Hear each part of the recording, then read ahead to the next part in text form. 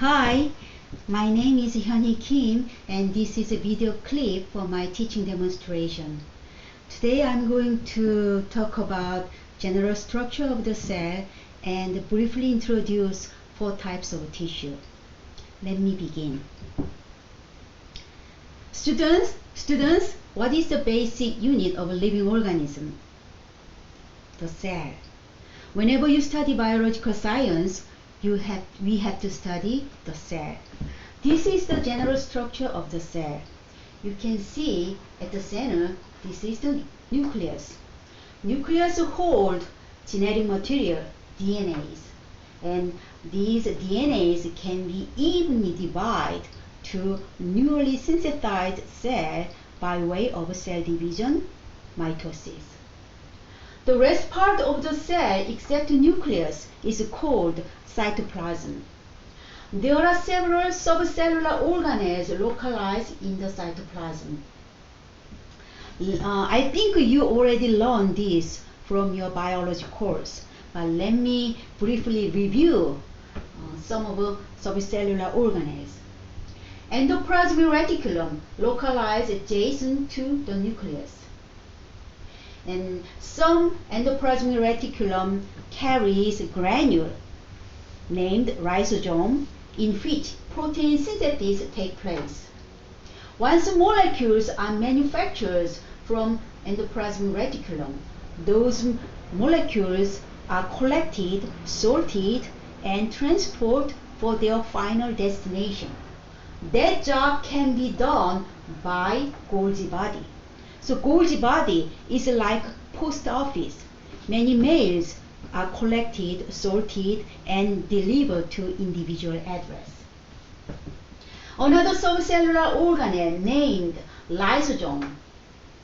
Lysosome is a digestive center because it digests all the cell components and recycles them.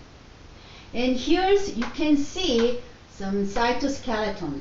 Skeleton means bone. Cyto is in the cytoplasm. So bone in the cytoplasm. So microtubule, microfilament, intermediate filament, those are the members of cytoskeleton. They role as maintaining cell structure and shape. And you already well know about mitochondria. It's famous in terms of generating energy currency, ATP. So these are the ordinary cell and then general conformation of our cell. Let's think about the cell in our body. Many cells compose a human body, maybe trillion cells, maybe 10 trillion, depending on the size of a body. Do you think every single cell has the same structure of this ordinary cell? Maybe not. Cells modify their shape and internal composition for their specific function. For example, red blood cell does not have a nucleus. Nucleus is important in terms of carrying genetic materials, and genetic material, DNAs, can be evenly divided to newly synthesized cells by mitosis.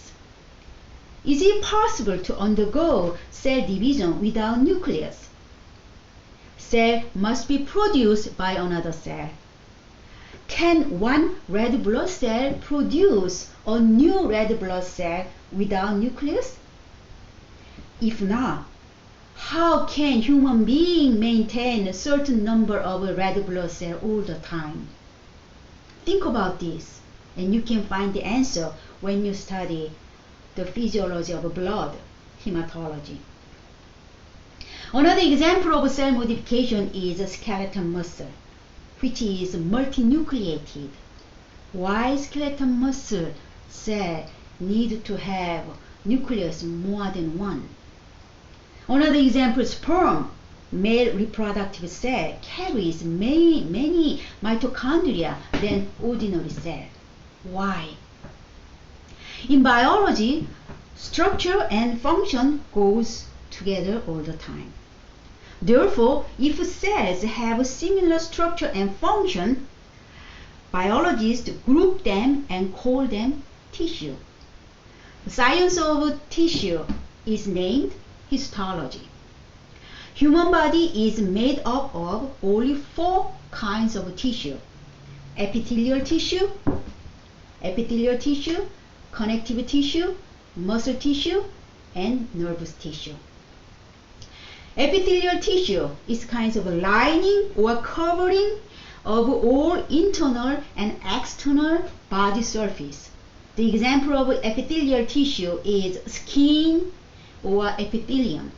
They protect your body from mechanical damage. Connective tissue, the title itself is saying connecting to other tissue. So one of the important characteristics of connective tissue is they have extracellular matrix. Extracellular matrix, outside cell material. So between cell and cell, there is a tiny space. This space exists in the connective tissue, but it's not empty space. Some substances fill in these spaces. What are those? For example, glycoprotein, or polysaccharide, or fibers fill in those spaces. The example of connective tissues are bone, cartilage, blood, and adipose tissue. It's kinds of fat. So what is the extracellular matrix of blood? The liquid portion of blood named plasma. Plasma is the extracellular matrix of blood. Muscle is not part of connective tissue. Please don't confuse this. Muscle belongs to muscle tissue. There are 3 types of muscle tissue: skeletal, smooth, and cardiac muscle. You will learn the difference among 3, and then you will figure out which muscle type can be found in what part of your body when you study muscular system.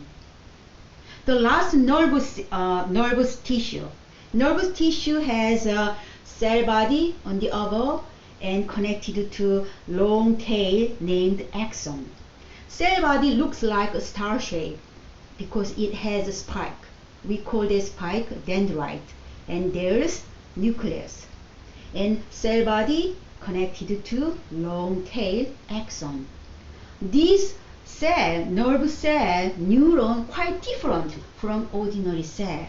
But this nerve cell, the shape of nerve cell, facilitate transmit signal to next nerve cell by nerve impulse. Brain is a hard part to study in the past, but thanks to advanced technology such as fMRI, Bold, PET scan, these days we can see what's going on inside the brain. So you will get fascinating information when you study nervous system. Thank you.